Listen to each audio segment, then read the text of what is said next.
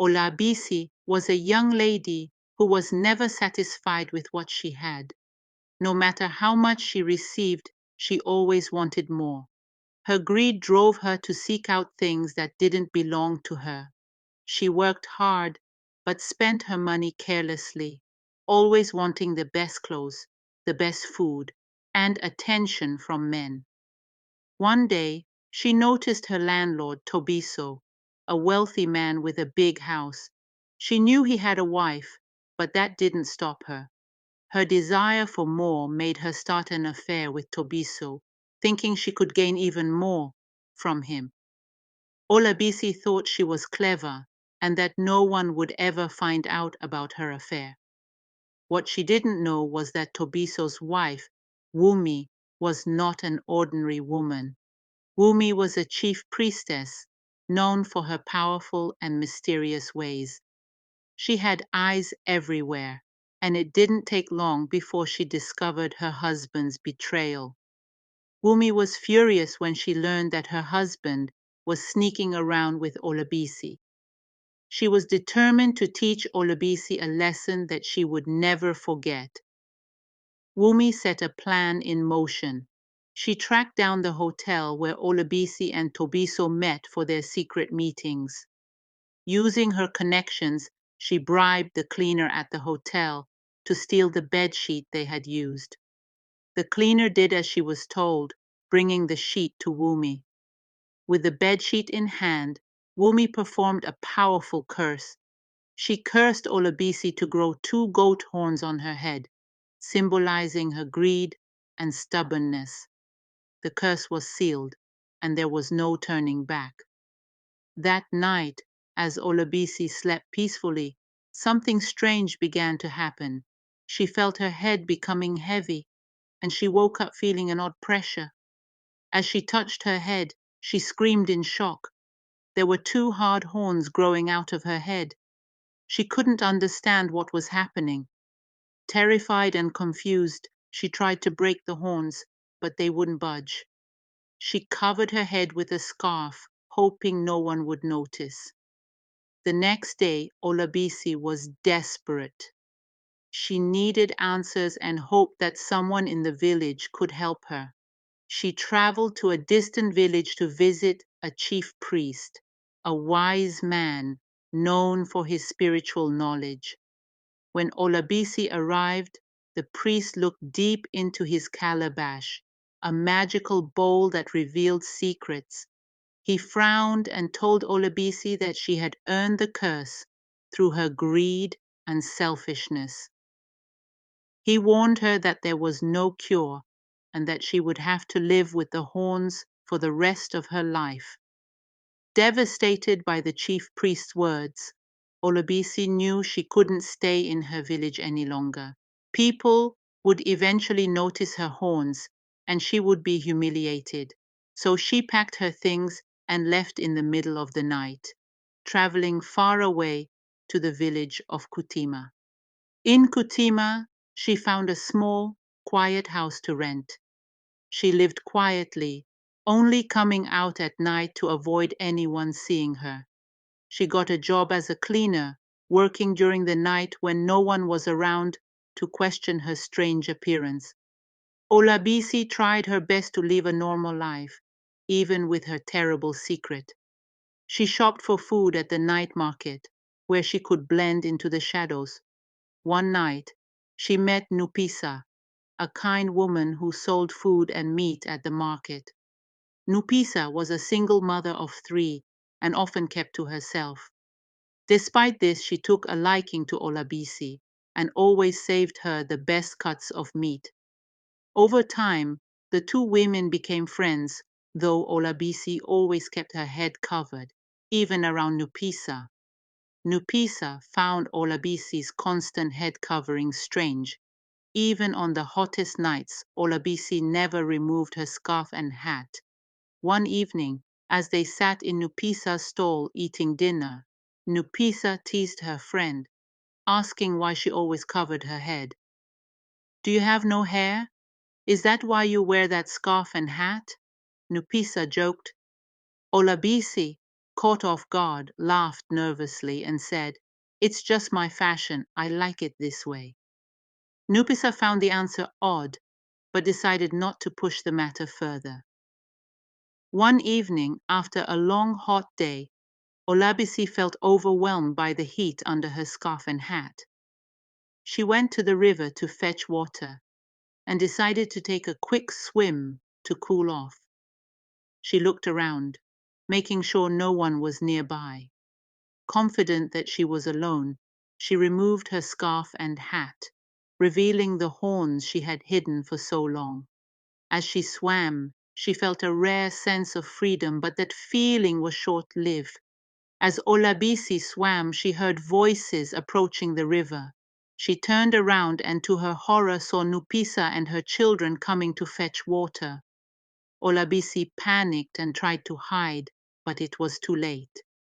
Nupisa's daughter, Tolu, spotted her in the water and screamed in fear, "Mommy, there's a monster in the water!"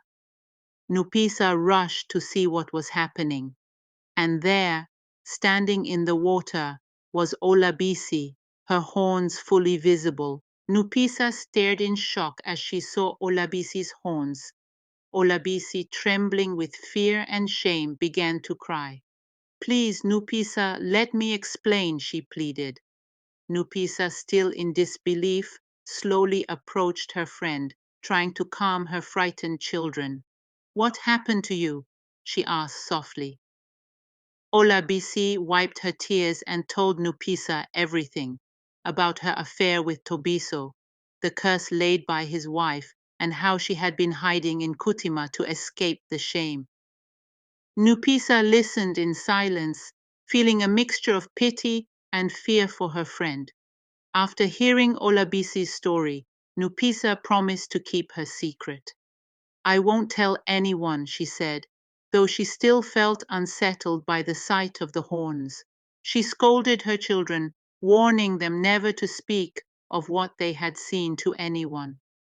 "This is our secret. Do you understand?" she said firmly. The children nodded, but Tolu, being young and mischievous, found it difficult to grasp the seriousness of the situation.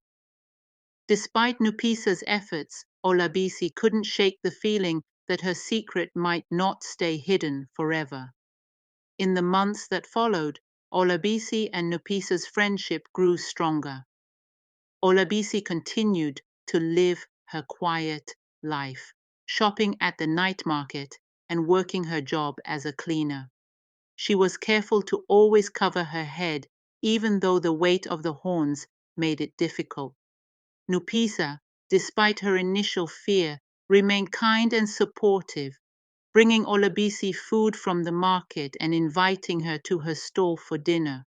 The bond between the two women helped Olabisi feel a little less alone, though she still lived in constant fear of being discovered. One day, trouble began brewing. Tolu, Nupisa's youngest daughter, got into an argument with a boy named Kubi at school. Kubi, being a bully, threatened Tolu, but she quickly shot back. "You better be careful. My mom's friend is a monster, and she can eat you alive if I tell her to." The other children laughed at what they thought was a silly story, but Kubi took it seriously. That evening, he went home and told his mother, Mama Kubi, about Tolu's strange claim. Mama Kubi was known in Kutima as the village gossip. She loved to spread rumors and poke into people's private lives. When she heard what her son said about Tolu's friend being a monster, she couldn't resist investigating further. She began paying more attention to Nupisa's stall, noticing that Olabisi always came late at night, covered head to toe in her scarf and hat. Mama Kubi's curiosity grew, and she made up her mind to learn more about the mysterious woman. One evening, Mama Kubi decided to visit Nupisa's stall while Olabisi was there. She pretended to be friendly, joining in on their conversation and asking questions. "So, Olabisi, I never see you during the day. Are you married? Do you have children? Mama Kubi asked innocently. Olabisi felt uneasy and avoided eye contact, giving short, vague answers. After she left, Mama Kubi became even more suspicious and decided to dig deeper into Olabisi's life. Determined to find out the truth, Mama Kubi secretly followed Olabisi one night as she left the market. She kept a distance, watching as Olabisi made her way through the dark streets back to her small house. Mama Kubi couldn't shake the feeling that something was wrong. Why does she always cover her head like that? And why does she only come out at night? Mama Kubi thought to herself. Her mind raced with possibilities, and she became convinced that there was something monstrous about Olabisi. The next day, Mama Kubi couldn't contain her curiosity any longer. She waited for Olabisi in the street, determined to confront her. As Olabisi walked past, Mama Kubi stepped in front of her and shouted, "I know who you are. They say you're a monster with horns on your head. Is that why you hide under that scarf and hat?" Olabisi froze in fear, her heart pounding. She tried to ignore Mama Kubi and walk away, but Mama Kubi's loud voice drew the attention of passers-by. People began gathering around, curious about the commotion. "What's going on?" someone asked. "She's hiding something under that hat," Mama Kubi declared. The crowd grew larger, and soon there were whispers and questions. Why does she always cover her head? What is she hiding? Olabisi felt trapped, her legs trembling as she clutched the scarf around her head. The crowd started demanding that she remove her hat, their voices growing louder and more threatening. With nowhere to run, Olabisi had no choice. Tears streaming down her face, she slowly untied her scarf and removed her hat, revealing the two horns on her head. The crowd gasped in horror and disbelief. "Monster!" someone shouted. "She's cursed!" others yelled. Some people ran away in fear, while others picked up sticks and rocks, ready to attack her. Olabisi stood there, shaking and crying, knowing that her worst nightmare had come true. Just as the crowd was about to attack, Nupisa arrived, pushing through the people to reach her friend. She threw a wrapper over Olabisi to cover her and shouted at the crowd to stop. "Leave her alone. She's not a monster," Nupisa pleaded. "She's just a woman who made a mistake. She doesn't deserve this." The crowd hesitated, some backing away while others remained angry. Nupisa's words calmed the situation for a moment, but the damage was done. Olabisi's secret was out. Amid the chaos, the village chief arrived to see what was happening. After listening to the people's complaints and seeing Olabisi's horns for himself, he made a decision. "This village cannot harbor monsters," he declared. "Olabisi, you must leave Kutima immediately. You are not welcome here anymore." Olabisi broke down in tears, begging for mercy, but the chief's decision was final. She had no choice but to leave, her heart heavy with regret. That night, Olabisi returned to her small house, devastated. She packed her few belongings, knowing that her greed had brought her to this moment. She had lost everything: her friendship with Nupisa, her place in the village, and any chance of living a normal life. As she packed, Nupisa came to say goodbye, her eyes filled with sadness. "I'm so sorry, Olabisi," she whispered. "I wish things could have been different." Olabisi nodded, unable to speak through her tears. The next morning, before the sun rose, Olabisi left Kutima. She traveled alone, her head covered once more to hide her horns. She walked for miles, unsure of where she was going or what her future held.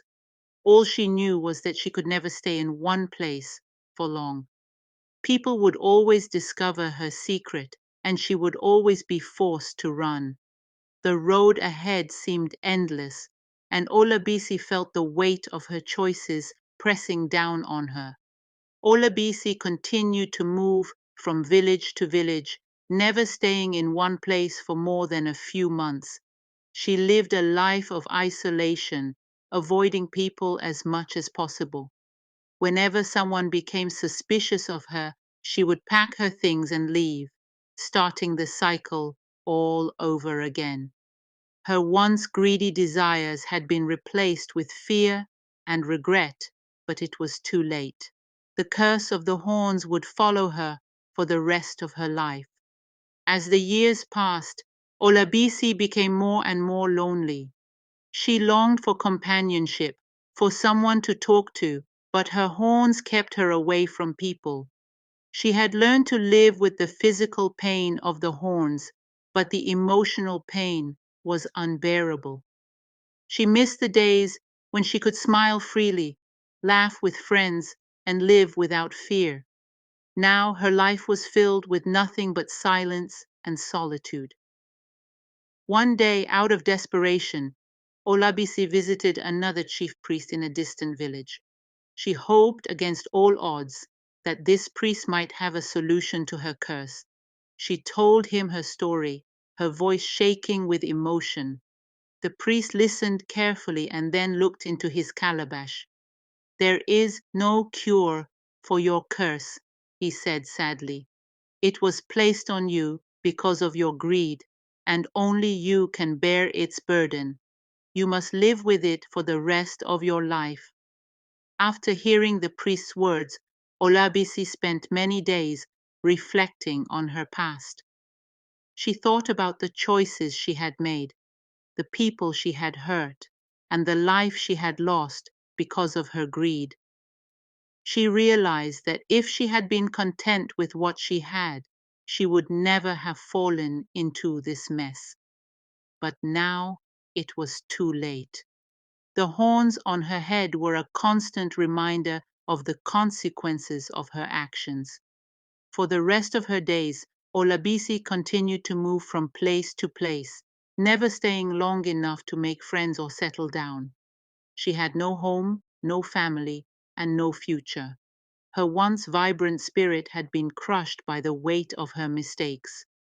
Every time she looked in the mirror, she saw the horns on her head and was reminded of the curse she could never escape. She had become a prisoner of her own greed.